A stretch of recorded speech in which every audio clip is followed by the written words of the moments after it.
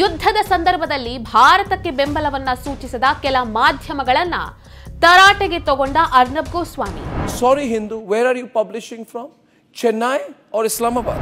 ಭಾರತದಲ್ಲಿದ್ದುಕೊಂಡು ಪಾಕಿಸ್ತಾನದ ಪರವಾಗಿ ನ್ಯೂಸ್ ಅನ್ನ ಸೃಷ್ಟಿ ಮಾಡುವ ಇಂಥ ಮಾಧ್ಯಮಗಳಿಗೆ ನಾಚಿಕೆ ಆಗಬೇಕು ಅಂತಂದ್ರು Arnab. We must be very cognizant about what is the role of the media at a time of war. Pahalgam ದಾಳಿಯ ಹೊಣೆಯನ್ನು ಹೊತ್ತಿರುವಂತಹ ಹಫೀಜ್ ಸಯೀದಿ ಈ ಜರ್ನಲಿಸ್ಟ್ ಅನ್ನ ಹೊಗಳ್ತಾನೆ, ಶಬ್ಬಾಸ್ಗಿರಿಯನ್ನ ಪಡ್ಕೊಳ್ತಾರೆ. ಯಾವುದೇ ಮಾಧ್ಯಮ ಆದ್ರೂ ಯುದ್ಧದ ಸಂದರ್ಭದಲ್ಲಿ ನ್ಯೂಟ್ರಲ್ ಆಗಿರದೆ ದೇಶದ ಪರವಾಗಿ ನಿಲ್ಲಬೇಕು ಅಂದ್ರು ಅರ್ನಬ್. ನಮಸ್ಕಾರ. ಪೆಹಲ್ಗಾಮ್ನಲ್ಲಿ ಭಯೋತ್ಪಾದಕರು ಹಿಂದೂಗಳ ಮೇಲೆ ದಾಳಿಯನ್ನ ಮಾಡಿದ್ದು, ಹಿಂದೂಗಳನ್ನ ಕೊಂದಿದ್ದು. ಇದಕ್ಕೆ ಪ್ರತಿಯಾಗಿ ಭಾರತೀಯ ಸೇನೆ ಆಪರೇಷನ್ ಸಿಂಧೂರ್ ಅನ್ನುವಂಥ ಕಾರ್ಯಾಚರಣೆಯನ್ನು ನಡೆಸಿದ್ದು. ಇದಾದ ನಂತರ ಕೂಡ ಪಾಕಿಸ್ತಾನ ಮತ್ತೆ ಬಾಲ ಬಿಚ್ಚಿತ್ತು. ಎಲ್ಲ ವಿಚಾರಗಳು ನಿಮಗೆ ಗೊತ್ತಿದೆ. ಆದರೆ ಯುದ್ಧದ ಸಂದರ್ಭದಲ್ಲಿ ಭಾರತೀಯ ಮಾಧ್ಯಮಗಳು ಯಾವ ರೀತಿಯಾಗಿ ವರ್ತಿಸಬೇಕಿತ್ತು, ಯಾವ ರೀತಿಯಾಗಿ ಕೆಲಸ ಮಾಡಬೇಕಿತ್ತು, ಯಾವ ರೀತಿಯಾಗಿ ತಮ್ಮ ಸ್ಟ್ಯಾಂಡನ್ನು ತಗೊಳ್ಬೇಕಿತ್ತು, ಆದರೆ ಕೆಲ ಭಾರತೀಯ ಮಾಧ್ಯಮಗಳು ಯಾವ ರೀತಿಯಾಗಿ ವರ್ತಿಸಿದ್ವು. ತಮ್ಮ ಚಾನೆಲ್ ಭಾರತದಲ್ಲಿಲ್ಲ, ಎಲ್ಲೋ ಪಾಕಿಸ್ತಾನದಲ್ಲೋ ಅಫ್ಘಾನಿಸ್ತಾನದಲ್ಲೋ ಎಲ್ಲೋ ಒಂದು ಕಡೆ ಇದೆ, ಅಲ್ಲಿಂದ ಕೂತ್ಕೊಂಡು ನಾವು ನ್ಯೂಸನ್ನು ಪ್ರೊಡ್ಯೂಸ್ ಮಾಡ್ತಾ ಇದ್ದೀವಿ, ಪತ್ರಿಕೆಗಳಲ್ಲಿ ನ್ಯೂಸನ್ನು ಪ್ರಕಟ ಮಾಡ್ತಾ ಇದ್ದೀವೇನೋ ಅನ್ನುವ ರೀತಿಯಲ್ಲಿ ವರ್ತಿಸಿತ್ತು. ಬಾಯ್ ಬಿಟ್ರೆ ನಾವು ನ್ಯೂಟ್ರಲ್, ನಮ್ಮ ಸಂಸ್ಥೆ ನ್ಯೂಟ್ರಲ್, ನಾವು ಯಾವ ದೇಶದ ಪರನೂ ಅಲ್ಲ, ಯಾವ ದೇಶದ ವಿರುದ್ಧನೂ ಅಲ್ಲ ಅಂತ ಬಾಯ್ ಬಡ್ಕೊಂಡಿತ್ತು.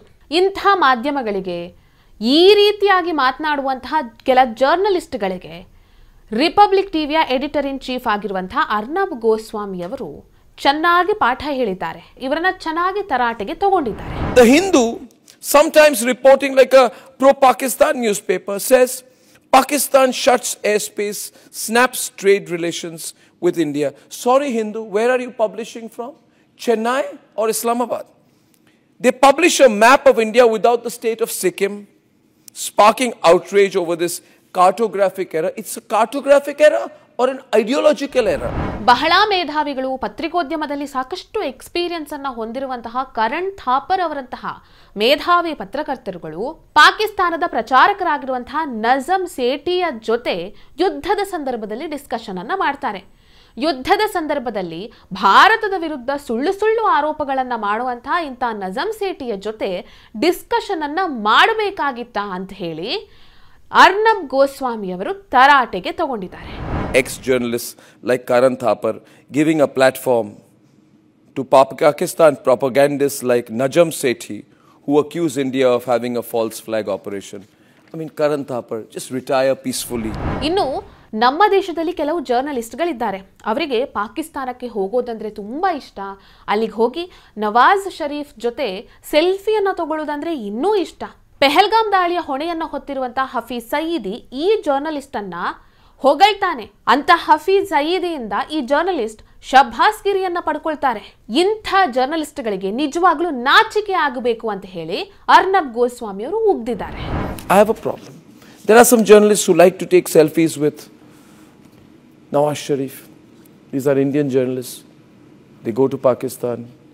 Then they all have this cozy picture taken with Nawaz Sharif. You know who I'm talking about. The same person who was praised by Hafiz Saeed. Yes. Barka Dutt takes selfies with Nawaz Sharif. Then she earlier gets praised by Hafiz Saeed and then says, Hafiz Saeed, I don't need your praise. But the fact is you got the praise. You got the praise. Ask yourself. I would, if I were praised by Hafiz Saeed, leave the profession forever. ಯುದ್ಧದ ಸಂದರ್ಭದಲ್ಲಿ ಮಾಧ್ಯಮಗಳು ಯಾವ ರೀತಿಯಾಗಿ ಕೆಲಸ ಮಾಡಬೇಕು, ಭಾರತದಲ್ಲಿರುವಂತಹ ಮಾಧ್ಯಮಗಳು ಯುದ್ಧದ ಸಂದರ್ಭದಲ್ಲಿ ಭಾರತಕ್ಕೆ ಬೆಂಬಲವನ್ನ ಸೂಚಿಸಬೇಕು. ಮಾಧ್ಯಮಗಳು ನ್ಯೂಟ್ರಲ್ ಆಗಿರದೆ ತಮ್ಮ ದೇಶಗಳಿಗೆ ಬೆಂಬಲವನ್ನ ಸೂಚಿಸಬೇಕು, ತಮ್ಮ ದೇಶದ ಜೊತೆ ನಿಲ್ಲಬೇಕು ಅಂತ ಹೇಳಿ ಕೆಲ ಜರ್ನಲಿಸ್ಟ್ಗಳಿಗೆ ಅರ್ನಬ್ ಗೋಸ್ವಾಮಿ ಅವರು ಬುದ್ಧಿ ಹೇಳಿದ್ದಾರೆ. We must be very cognizant about what is the role of the media at a time of war. In my view, the role of the media in a time of war is not to be neutral. It is to be with your country. And if you cannot be with your country at most times, then at least be with your country in a time of war. But if you're not with your country. ಈ ಮೂಲಕವಾಗಿ ಅರ್ನಬ್ ಗೋಸ್ವಾಮಿ ಭಾರತದಲ್ಲಿದ್ದುಕೊಂಡು ಯುದ್ಧದ ಸಂದರ್ಭದಲ್ಲಿ ಪಾಕಿಸ್ತಾನದ ಪರವಾಗಿ ನ್ಯೂಸ್ಗಳನ್ನು ಸೃಷ್ಟಿಸುವಂತಹ ಮತ್ತು ನಾವು neutral ಆಗಿದ್ದೇವೆ, ನಾವು ಯಾವ ದೇಶದ ಪರವೂ ಅಲ್ಲ ಅಂತ ಯುದ್ಧದ ಸಂದರ್ಭದಲ್ಲಿ ಈ ರೀತಿ ಸ್ಟ್ಯಾಂಡ್ ಅನ್ನು ತೆಗೆದುಕೊಳ್ಳುವಂತಹ ಕೆಲ ಜರ್ನಲಿಸ್ಟ್ಗಳನ್ನ ಜೊತೆಗೆ ಮಾಧ್ಯಮಗಳನ್ನ ತರಾಟೆಗೆ ತಗೊಂಡಿದ್ದಾರೆ. ಈ ವಿಡಿಯೋ ನಿಮಗೆ ಇಷ್ಟ ಆಗಿದ್ದಲ್ಲಿ ಲೈಕ್ ಮಾಡಿ, ಶೇರ್ ಮಾಡಿ, ಕಮೆಂಟ್ ಮಾಡಿ. ನೀವಿನ್ನೂ ನಮ್ಮ ಹೊಸದಿಗಂತ ಡಿಜಿಟಲ್ ಚಾನೆಲ್ ಅನ್ನು ಸಬ್ಸ್ಕ್ರೈಬ್ ಮಾಡಲಿಲ್ಲ ಅಂದ್ರೆ ದಯವಿಟ್ಟು ಸಬ್ಸ್ಕ್ರೈಬ್ ಮಾಡಿ. ಹೆಚ್ಚಿನ ಮಾಹಿತಿಗಾಗಿ ಪಕ್ಕದಲ್ಲೇ ಇರುವಂತಹ ಬೆಲ್ ಐಕಾನ್ ಅನ್ನು ಪ್ರೆಸ್ ಮಾಡಿ.